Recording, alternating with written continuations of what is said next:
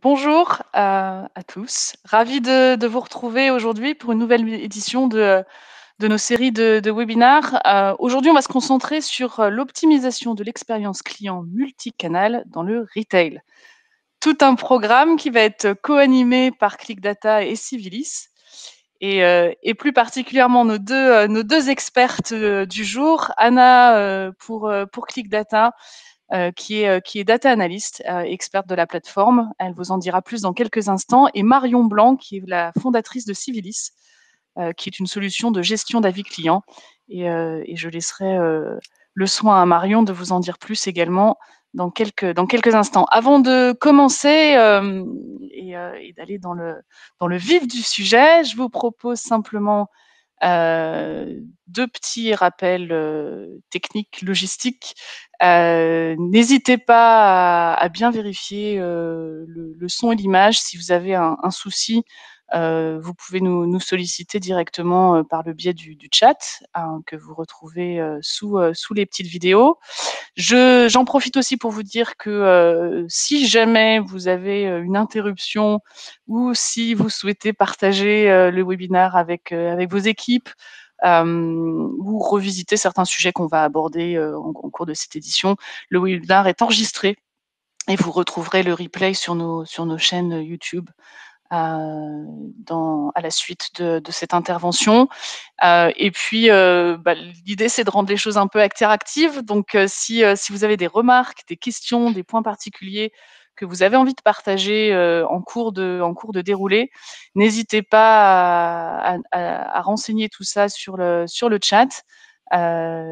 J'ai le soin de le modérer et on pourra profiter de la fin de cet événement pour échanger sur les questions, les commentaires que vous aurez eu la gentillesse de nous partager.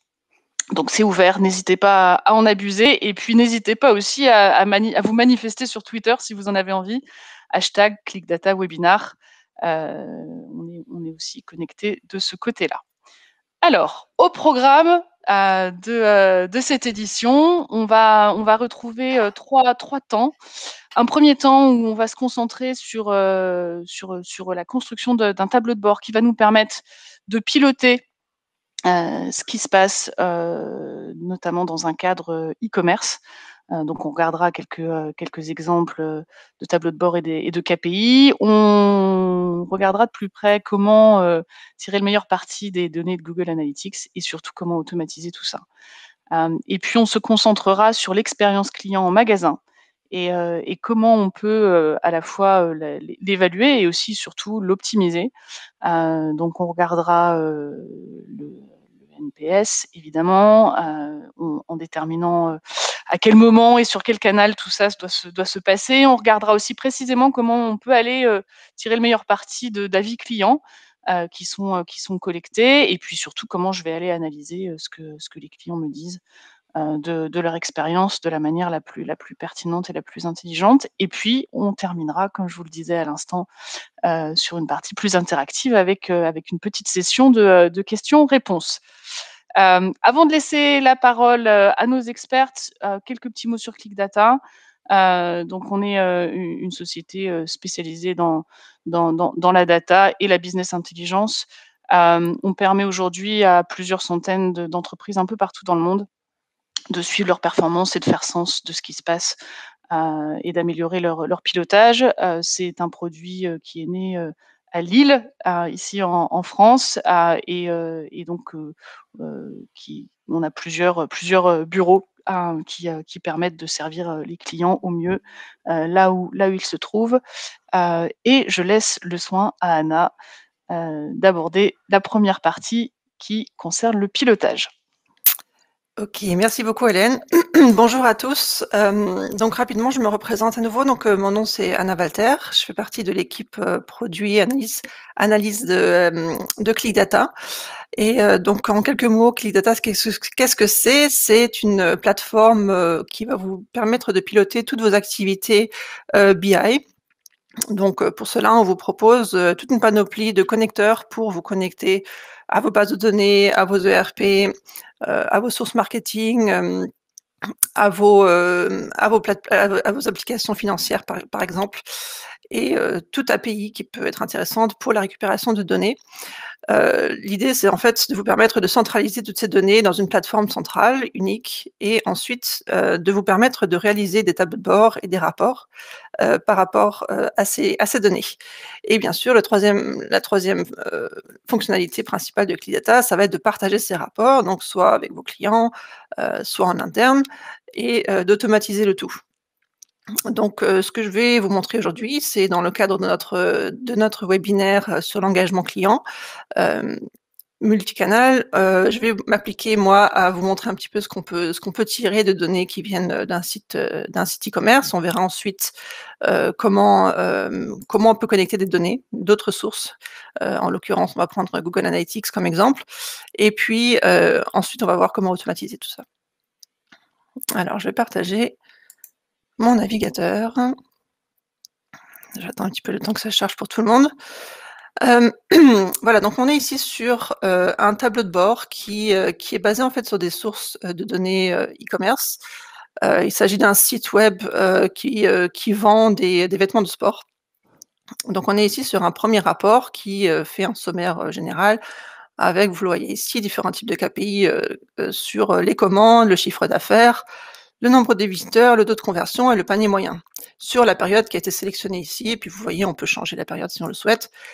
Et également, ce qu'on peut voir, au-delà de ces KPI agrégés, finalement, ça va être la progression dans le temps de ces différents KPI. Donc on a choisi les KPI les plus importants, à savoir le chiffre d'affaires, le nombre de visiteurs et le taux de conversion. Donc dans l'ensemble, on peut voir que c'est relativement stable, le taux de conversion notamment est relativement stable sur la période. Par contre, on peut voir quand même que le chiffre d'affaires a plutôt tendance à baisser. Donc c'est déjà une première indication sur le comportement qu'il peut y avoir sur le site, et peut-être des éléments d'analyse à investiguer pour comprendre ce qui se passe. Sur ce tableau de bord, on a également un filtre qui permet de voir finalement si un produit en particulier connaît une évolution différente du reste. Par exemple ici, si je choisis les pantalons, on peut voir qu'effectivement la semaine du 15 mars, il y a eu en fait un pic assez énorme de chiffre d'affaires. Donc ça pourrait être intéressant d'investiguer plus en détail sur cette période et sur ce produit pour comprendre ce qui s'est passé. Ensuite, on a d'autres tableaux de bord qui sont un peu plus détaillés. On va passer sur le deuxième ici. Alors j'attends un petit peu que ça charge pour tout le monde. Voilà, donc ici on est sur un tableau de bord qui est vraiment focus sur les produits et les commandes. Donc toujours pareil, on a ce filtre de période qu'on peut changer pour trouver en fait, enfin pour se focaliser sur une période en particulier. Ce qu'on voit ici, c'est le top des 3 produits achetés sur cette période, donc les coupe-vents, les shorts et les leggings, c'est ce qui a le plus de succès. Et également, on a un graphe ici sur les top 3 produits qui ont été achetés en combinaison avec d'autres. Donc c'est assez intéressant parce qu'en termes de comportement, ça veut dire que peut-être effectivement, il y a des produits qui ont plus d'appétence à être achetés en fait en corrélation avec d'autres produits. Comme typiquement, vous voyez, on avait le coupe-vent en top produit acheté, mais par contre, le short et le pantalon arrivaient en première position de produits combinés. Donc c'est assez intéressant de voir en fait qu'effectivement c'est pas forcément les mêmes produits, et que certains produits ont peut-être plus tendance à être poussés en cross-sell. Une autre analyse intéressante sur ce tableau de bord, c'est en fait le statut des commandes. Donc mois par mois, on peut voir la part en fait des commandes qui ont été envoyées, qui sont en attente encore, ou qui ont été annulées, et celles qui ont été remboursées. Donc pour chacune de celles-ci, on peut aussi donc cliquer sur la période qui nous intéresse et sur l'élément qui nous intéresse ici, donc les commandes remboursées. Alors on voit que c'est un produit en particulier, le pantalon, qui a été systématiquement, contenu dans les commandes remboursées. Donc là, c'est vraiment un indicateur très fort quand même d'un problème sur ce produit en particulier, et donc en fait, maintenant la next step, ça serait en fait d'aller investiguer sur ce pantalon-là et sur ce produit-là, et pourquoi pas aller voir les avis qui ont été déposés sur ce produit pour comprendre pourquoi il est renvoyé. Peut-être qu'il est défectueux, peut-être qu'il y a un autre problème. On a également ici un tableau de bord, plus, focus sur les finances. On va pas s'y attacher pour l'instant. Ça fait pas vraiment écho à notre thématique du jour, mais voilà, juste un exemple de ce qu'on pourrait construire également. Donc un tableau de bord qui est plus orienté sur les chiffres d'affaires, les marges, la gestion des stocks, etc. En termes d'analyse comportementale, un autre point d'attaque, ça peut être en fait la géolocalisation. Ici, on est donc sur un site web, un e-shop, donc qui vend dans toute la France. Et donc en fait ici avec ce rapport-là, on peut en fait voir quelles sont les régions qui ont le plus généré de chiffre d'affaires. Donc c'est assez intéressant parce qu'effectivement on peut voir que c'est assez disparate. Bon, l'Île-de-France, c'est effectivement la région qui a généré le plus de chiffre d'affaires, c'est pas forcément étonnant. Deuxième région, l'Aquitaine. Également, ce qu'on va pouvoir voir ici, c'est en fait si sur un produit en particulier, par exemple les débardeurs, si effectivement on retrouve la même répartition par région. Alors là, on peut voir que par rapport à la carte globale, l'Aquitaine en fait ressort un peu plus encore. Donc c'est intéressant également de comprendre que d'un point de vue régional, les produits n'ont pas forcément les mêmes performances, et que du coup peut-être qu'il y a une action en particulier qui a bien marché en Aquitaine, et peut-être également c'est un phénomène lié peut-être à la météo, hein. Les débardeurs, effectivement, on porte ça plutôt dans des régions où il fait un peu meilleur. Mais du coup, ça donne effectivement encore une fois une indication sur des éléments d'analyse qu'on pourrait en fait pousser. Et encore une fois, c'est l'occasion idéale d'aller voir en fait ce qui se passe en termes de retour de clients sur ces produits, et comprendre pourquoi ce produit en particulier a bien fonctionné dans cette région, et peut-être appliquer la même stratégie de vente ou de marketing aux autres produits. Alors maintenant, ce qui serait intéressant également, donc au-delà de l'analyse comportementale d'achat des clients, ce serait de voir un petit peu ce que font les clients sur le site web. Donc pour ça, on va aller en fait créer un jeu de données à partir de Google Analytics. Donc ici, je suis dans la plateforme ClickData, dans la partie table et vue. Donc en fait, je vais aller créer une connexion vers Google Analytics. Voilà, je clique sur Nouvelle connexion. Je vais aller chercher mon connecteur Google Analytics. Voilà, je vais l'appeler Anna2. J'autorise. Donc maintenant, Google Analytics me demande si j'autorise ClickData à accéder au compte. Je dis oui. Voilà, maintenant la connexion est créée. Et je vais pouvoir aller construire un jeu de données sur la base de mes données Analytics, Google Analytics, qui me permettra d'analyser en fait ce qui se passe sur mon site web. Donc en fait, ce qui m'intéresse, ça va être de comprendre si les visiteurs en fait du site internet ont tendance à revenir ou pas. Donc ce que je vais faire, c'est que sur la période des 90 derniers jours, je vais aller chercher ici dans les dimensions et métriques. Je vais aller chercher donc les sessions, les rebonds. Qu'est-ce qu'il me faudra encore? Je vais prendre le type d'utilisateur, donc si c'est un revenant ou un nouvel utilisateur. Et également, ce qui va m'intéresser, ça va être par médium, voir comment se répartit finalement le trafic par type de source. Et donc, je vais grouper tout ça par date. Voilà. Donc maintenant, je vais pouvoir ici, dans l'aperçu, voir effectivement le jeu de données qui va être chargé. Voilà, donc ça ressemble effectivement à ce que je m'attendais. Je vais cliquer sur suivant. Et donc maintenant, mon jeu de données est en train d'être chargé. Donc à partir d'ici, vous voyez, je pourrais planifier directement la mise à jour des données tous les jours. Donc je vais cliquer sur planifier. Et donc maintenant, cette source de données va être mise à jour tous les jours. Et comme vous vous souvenez, on a choisi en fait les 90 derniers jours. Donc en fait, tous les jours, on va récupérer les données des 90 derniers jours. Voilà, je ferme. J'ai donc mon jeu de données. Et donc je vais utiliser ce jeu de données dans mon tableau de bord. Alors, j'ai préparé un tableau de bord qui est en fait très proche effectivement du tableau de bord qu'on avait au début, le sommaire e-commerce. Je l'ai appelé trafic et engagement, donc je vais juste rentrer en édition. Voilà, donc ici, j'ai déjà quelques KPI qui ont été affichés, qui sont plus donc liés à l'analyse de l'engagement et du trafic sur le site web. Et donc, on va créer un graphique sur la base de données Google Analytics qu'on vient de charger. Voilà. Je vais chercher ma source.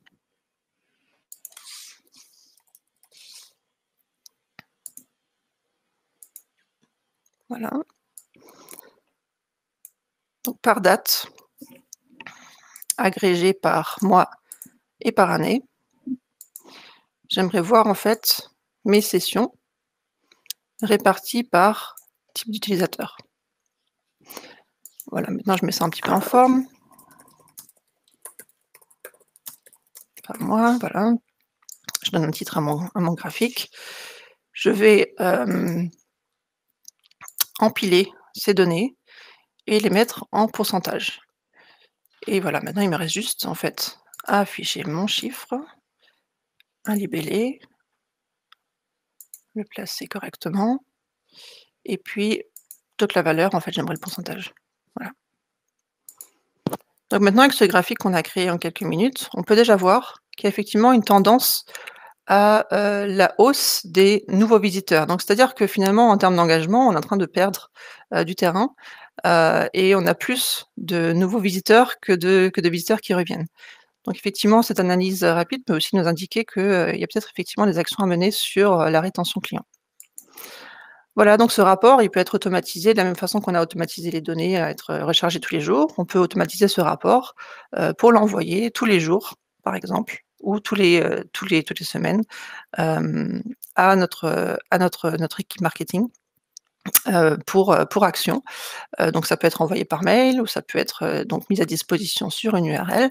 Donc comme on l'a vu tout à l'heure avec les dashboards qu'on a regardé en exemple tout à l'heure. Donc en fait, on peut tout simplement créer un lien vers ce tableau de bord. Voilà.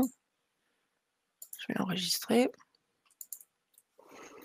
Et donc cette URL, maintenant, elle nous affiche notre tableau de bord avec les interactions qu'on souhaite. Voilà, donc ça c'est tout ce qu'il y avait sur ma partie. Je vais laisser la main tout d'abord à Hélène et ensuite à Marion, qui va vous parler effectivement de la mesure du NPS et l'analyse des avis clients. Merci beaucoup, Anna. Je profite de cette petite passation pour vous redire de nouveau que je vous attends sur le chat avec plaisir. On vous attend pour accueillir vos commentaires, vos questions. N'hésitez surtout pas à nous solliciter. Et puis voilà, là on vient du coup d'achever la première partie et les aspects de pilotage et de tableau de bord. L'intérêt, vous l'aurez compris, hein, c'est que ce temps réel nous permet de réagir plus vite, d'ajuster un peu les actions au fil de la mesure par le biais des KPI. Je laisse le soin à Marion d'enchaîner sur la deuxième partie. Merci Hélène. Donc, je vais maintenant élargir sur la notion de multicanal, puisque Anna nous a montré comment l'expérience du client sur un site internet peut être optimisée grâce à des tableaux de bord. Mais le site internet, c'est souvent la première étape avant de venir en magasin. Et sur le canal des magasins, on n'a pas tous ces éléments de clic que l'on peut analyser. Donc, recueillir les avis et le feedback des clients sur leur expérience en magasin, c'est la base pour pouvoir améliorer l'expérience client. Quelques mots sur Civilise. Civilise est un spécialiste des avis clients depuis maintenant 10 ans, du recueil à l'analyse, et on travaille en particulier dans des secteurs d'activité où les clients sont anonymes, ceux qui se présentent dans les magasins, dans les services ou dans les lieux culturels.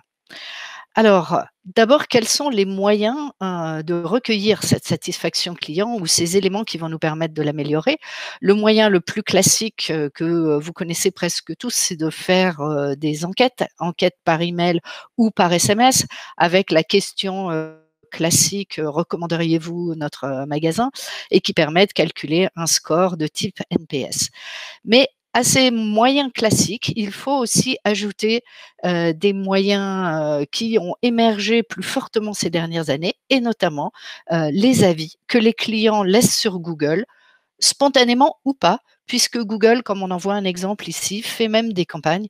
Ici, c'est une campagne sur Twitter pour inviter les gens à laisser des avis sur Google. Et tous les porteurs de téléphone Android peuvent aussi recevoir des notifications de Google après la visite dans un magasin. Les avis, on peut aussi les recueillir sur place, par un questionnaire, par un QR code qu'on peut mettre sur le ticket de caisse ou qu'on peut afficher en magasin, ou par des bornes de satisfaction.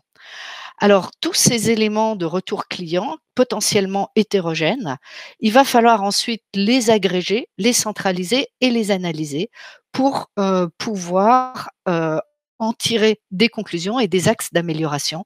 Et ces axes d'amélioration peuvent concerner différentes personnes dans l'organisation.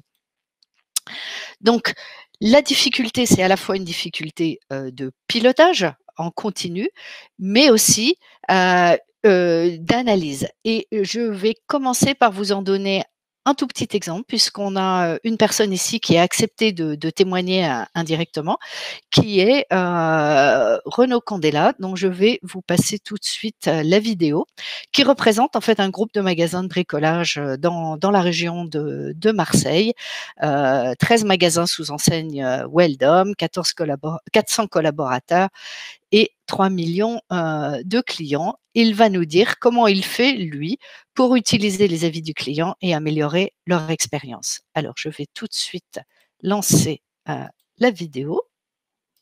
On sait que les avis clients sont très importants maintenant depuis quelques années, puisque c'est à la fois la fin du parcours client quand la personne vient mettre un avis positif suite à une visite, mais c'est également le début d'un nouveau parcours client, parce que la personne, quand elle va vouloir venir dans notre magasin, la première chose qu'elle va faire, c'est d'aller regarder les avis qui ont été déposés.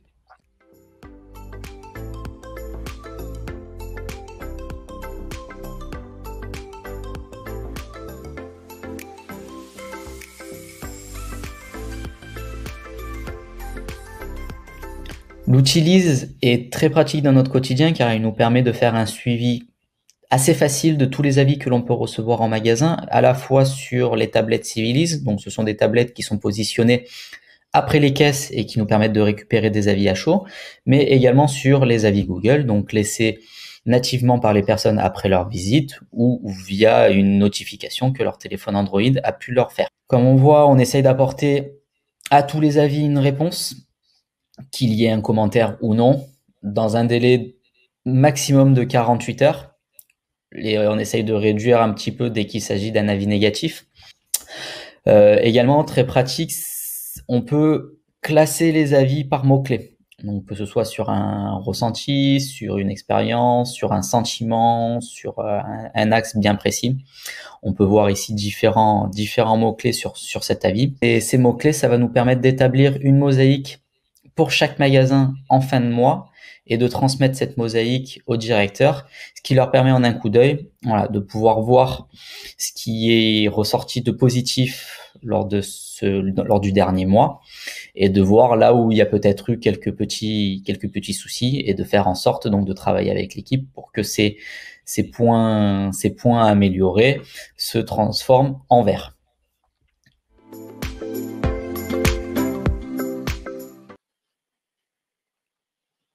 Voilà, vous avez entendu en 2 minutes un résumé de comment, concrètement, un groupe de magasins, à la fois recueille les avis de ses clients, ici on nous a cité 2 moyens différents, et ensuite comment ces avis servent au pilotage opérationnel et aussi à la prise de recul. Donc je vais détailler un petit peu ces points-là. Comme vous l'a dit à l'instant Renaud Candela, ça passe par une plateforme qui centralise tout. Et la chose qu'il n'a pas dite dans la vidéo, mais qu'il vous dit ici, c'est que ce pilotage est un élément essentiel parce que les avis sont un indicateur de performance. Et vous avez ici un aperçu d'un petit tableau de bord que je vais vous remontrer plus en détail et qui a été construit de façon à suivre la note, le nombre de commentaires et le taux de réponse, parce que ce groupe de magasins s'est fixé comme objectif de travailler la note que l'on aperçoit sur Google, comme vous l'avez vu dans la vidéo, avec un objectif de gagner 0,1 point par rapport à 2020.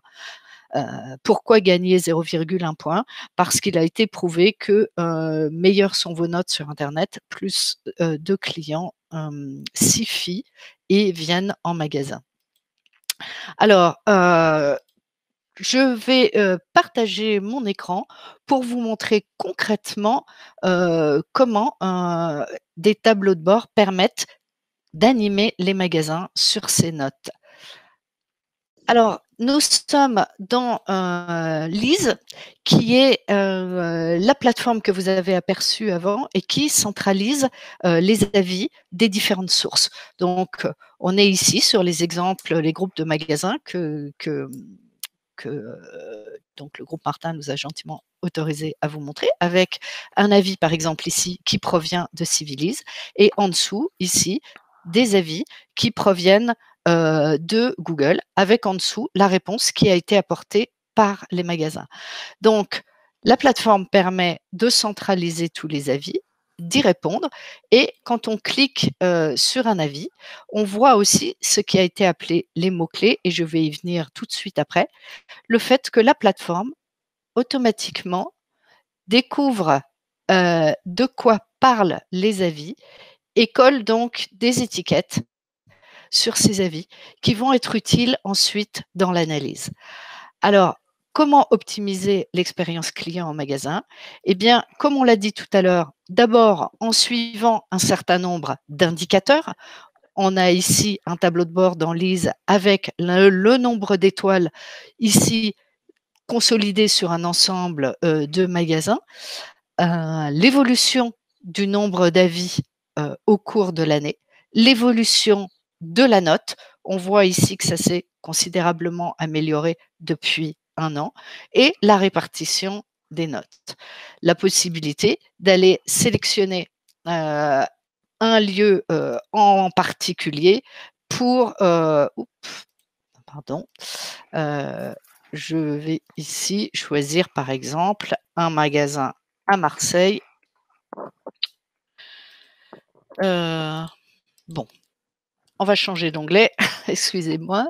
Alors, ensuite, la possibilité de suivre du coup les thématiques qui ont été identifiées pour savoir, par exemple, le top des thèmes les plus favorables ou le top des thèmes les moins favorables. Le tout avec la possibilité de faire un zoom, par exemple, sur une grande thématique en particulier. Quels sont tous les thèmes liés à l'offre et à l'enseigne, par exemple, et à la clientèle. Et les tableaux de bord vont automatiquement se recalculer pour vous permettre de voir sur chacun des grands sujets que vous souhaitez explorer, quels sont les thèmes qui ont été cités dans les commentaires de façon plus ou moins favorable. Alors, en quoi est-ce que cette analyse en fait des commentaires permet d'aller au-delà de la note? Ça veut dire que dans les avis ou dans vos enquêtes NPS, vous n'avez pas besoin de poser de multiples questions pour demander aux consommateurs est-ce que le prix leur convient, ou est-ce que les conseils ont été bons. Il suffit finalement d'analyser, enfin il suffit de, c'est pas si facile que ça, mais ce que permet de faire l'outil ici, ça va être de repérer dans les commentaires de quoi les gens parlent afin de pouvoir établir ces types de classements. Renaud Candela nous parlait aussi d'une mosaïque. Je vais vous montrer plus en détail de quoi il s'agit.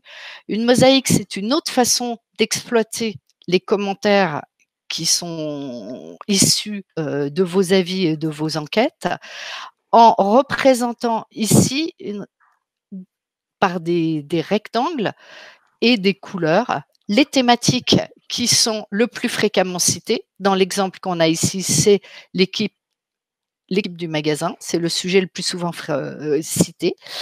Et en vert, ça veut dire de façon très positive. Les sujets qui sont pas en vert et qui sont en rouge et en orange sont des sujets qui sont cités de façon moins positive.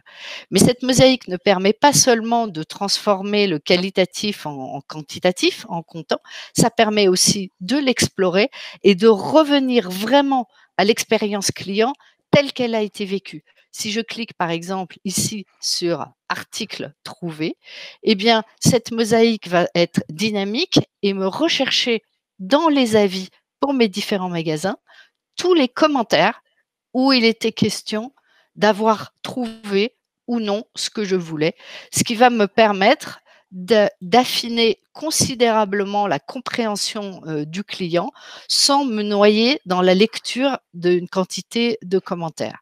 Si je vais évidemment zoomer sur des points négatifs, je vais pouvoir de la même manière comprendre pourquoi. Renaud Candela nous parlait aussi du pilotage mensuel entre ces magasins.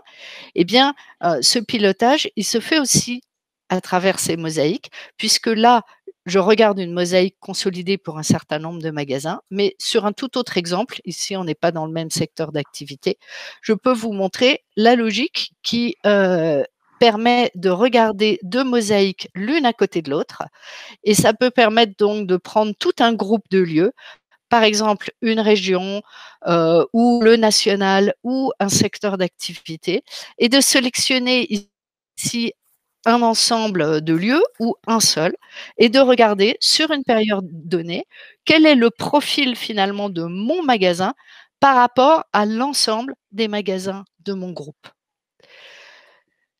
Donc je vais revenir sur la présentation.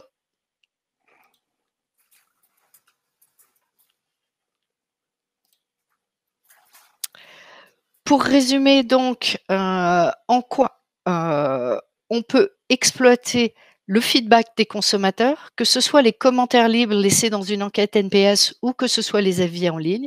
On peut s'en servir, comme ici le groupe Martin, pour animer les magasins simplement sur la note.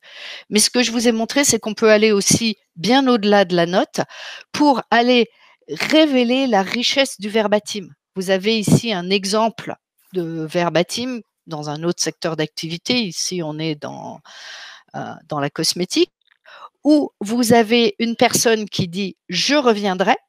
Il s'agit ici d'un engagement. Cet engagement-là, il est beaucoup plus fort que de mettre simplement 10 à la question sur une note de 0 à 10. Recommanderiez-vous mon magasin? Ici, on est face à une personne qui s'engage à revenir, et c'est l'analyse sémantique qui va nous comprendre pourquoi. Pourquoi? Parce que j'ai appris beaucoup de choses. Et cette analyse-là, que je vous montre de façon individuelle, vous avez vu qu'on peut la faire globalement grâce donc à des outils adaptés. Ici, vous avez un autre exemple de comment je peux décomposer dans un avis à la fois des thématiques, comme ici l'accueil, les gestes barrières, mais aussi des sentiments, comme ici par exemple la gratitude.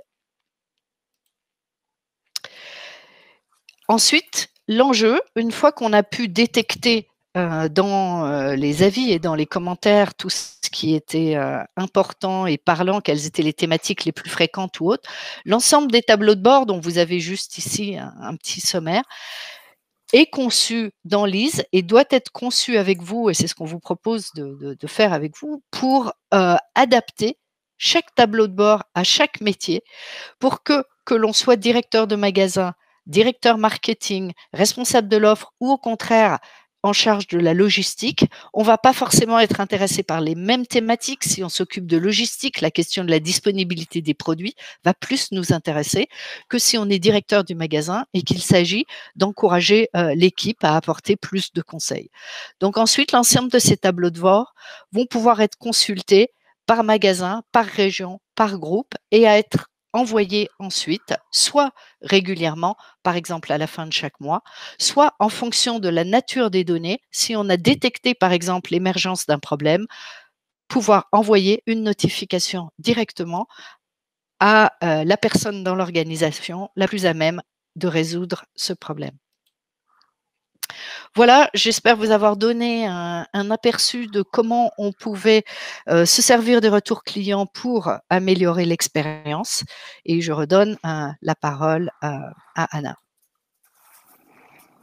Merci beaucoup à toutes les deux. Je vois qu'il y a quelques interrogations sur le chat que j'aimerais vous partager. La première, je pense, est plutôt destiné à vous, Marion, et à votre solution, et cette expertise autour des avis en ligne. Est-ce que selon vous, c'est représentatif? En d'autres mots, à quel point les avis en ligne sont-ils représentatifs selon vous? Alors, oui, c'est une question qu'on nous pose souvent. Les avis en ligne sont représentatifs, ne sont pas représentatifs statistiquement de ce que pensent 100% des clients. Je pense qu'on pourrait jamais le dire. De même qu'on ne peut pas le dire pour la plupart des enquêtes, puisqu'il y a toujours des biais. Les biais de ceux qui répondent. Quand on envoie des enquêtes de type NPS, il y a le biais qu'on s'adresse le plus souvent aux porteurs de cartes de fidélité et donc on ne s'adresse pas aux gens qui n'ont pas acheté. Donc non, ça n'est pas plus représentatif que d'autres domaines, mais là n'est pas forcément la question essentielle parce que ces avis, à partir du moment où ils s'expriment publiquement, et c'est le cas notamment des avis qui sont postés sur Google, ils sont vus par les autres clients. Donc, ils ont une importance capitale sur le trafic en magasin et ça me semble plus important finalement que leur représentativité parce qu'on est dans un monde où de toute façon, celui qui a raison, c'est celui qui s'exprime le plus fort. Donc c'est ça qu'il faut écouter. C'est très clair. Merci beaucoup, Marion. Je vois qu'il y a une deuxième question qui, à mon sens, est plutôt cette fois-ci à destination d'Anna et de ClickData. Quel est l'intérêt de recréer des tableaux de bord sur votre plateforme alors que Google Analytics donne déjà des informations sur le comportement des visiteurs? Ouais, je comprends. Effectivement, c'est une question qu'on peut se poser. Pourquoi tout refaire dans ClickData? Alors déjà, c'est parce qu'en fait, tout simplement, dans ClickData, vous allez pouvoir faire à votre sauce. Les tableaux de bord qui sont proposés en natif chez Google Analytics ne vous conviennent peut-être pas, peut-être que vous voulez aller plus loin. Donc déjà, ça c'est une première chose, c'est-à-dire que dans ClickData, vous êtes libre de créer vos tableaux de bord à l'image de votre besoin. Et l'autre chose, c'est que finalement, vous allez pouvoir dans ClickData centraliser des données de différentes sources dans un seul même rapport. Donc par exemple, là, on a vu du e-commerce, donc des données de vente plutôt, avec des données de marketing et de comportement de visiteurs sur un site web, mais on pourrait tout à fait ajouter des KPI, par exemple sur les comportements sur les réseaux sociaux, le taux d'engagement, le reach, les followers, etc. sur Twitter, Facebook et toutes les autres plateformes. Tout ça dans un seul et même dashboard. Donc l'intérêt en fait effectivement de recréer un tableau de bord, c'est de le recréer à l'image de ce qu'on a vraiment besoin et ce qu'on veut suivre en particulier. Merci beaucoup, Anna. J'aperçois une troisième question qui pourra, du coup, je le pense aussi, nous servir de conclusion puisqu'on approche gentiment de la fin de notre webinar. Ça s'adresse, je pense, aux deux sociétés. La question, c'est si je suis intéressée par le sujet et ce que vous nous avez partagé aujourd'hui, concrètement, comment se déroule l'implémentation des solutions Lise et ClickData? Peut-être Marion, vous pouvez commencer et puis je conclurai sur ce point-là. Oui, merci. L'implémentation sur Lise est assez simple. Une enseigne qui souhaite donc se servir et exploiter les avis clients ou le feedback sous toutes ses formes s'adresse à nous. On commence par faire un état des lieux en fait des différentes sources d'avis, par quels canaux les clients s'expriment-ils. Si il y a très probablement des avis sur Google parce qu'il y en a aujourd'hui pour tous les points de vente. Il y a peut-être des enquêtes. S'il n'y a pas, on complète. On va mettre en place un système de recueil d'avis. On peut aussi mettre des bornes en magasin. Et puis une fois qu'on a mis en place la collecte, eh bien c'est très rapide. Toutes les données sont centralisées dans Lise et on accompagne le client pour pouvoir les consulter au fil de l'eau et y répondre. Et pour la partie tableau de bord, on ajuste en fait les tableaux de bord en fonction des objectifs de l'entreprise et de sa structure. Mais il y a une base existante, donc on peut démarrer vraiment en quelques jours. Et concrètement, pour vous contacter, c'est rendez-vous sur l'URL qu'on voit tout de suite là à l'écran? Voilà, ou vous tapez Civilise dans Google et vous nous trouvez. C'est parfait, c'est très clair. Pour Click Data, même chose, hein, c'est directement sur le site internet. Vous voyez les 2 adresses sur vos écrans. Click Data, c'est une plateforme full web, donc il vous suffit simplement d'aller sur le site, de créer votre compte. Vous avez 15 jours d'essai gratuit, et vous pourrez, au-delà d'éléments de pilotage qu'on a abordés aujourd'hui dans le cadre de l'expérience client, vous pourrez y trouver d'autres cas d'usage possiblement, si j'ouvre un peu si j'ouvre un peu le sujet, vous verrez, c'est assez large. Ça va du contrôle de gestion, à du suivi marketing, à d'autres choses plus commerciales. Et donc voilà, pour répondre concrètement à la question, allez simplement sur le site et créer un essai. Et ben écoutez, je tiens à vous remercier tous pour votre participation aujourd'hui. Si vous avez d'autres questions, des fois c'est pas à chaud, c'est plutôt à froid. N'hésitez surtout pas à nous joindre aux coordonnées que vous voyez affichées là sur la diapo. Et puis comme je vous l'ai précisé en intro, vous retrouverez l'édition du jour avec nos expertes Anna et Marion sur le replay qui vous sera partagé dans la foulée. Et voilà, merci à tous pour votre attention et vos réactions. Et je vous dis à bientôt. Bonne journée. Merci à tous. Bonne Au revoir. journée.